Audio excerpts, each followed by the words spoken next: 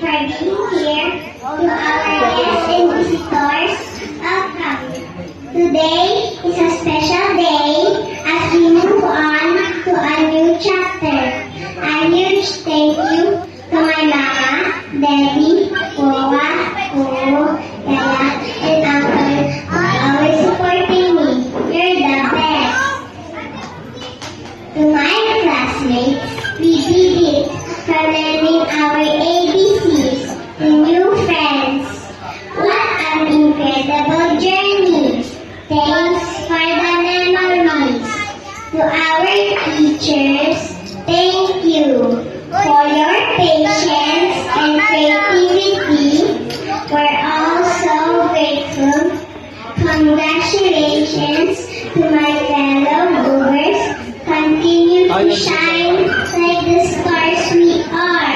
God bless us all. Sit down. Later.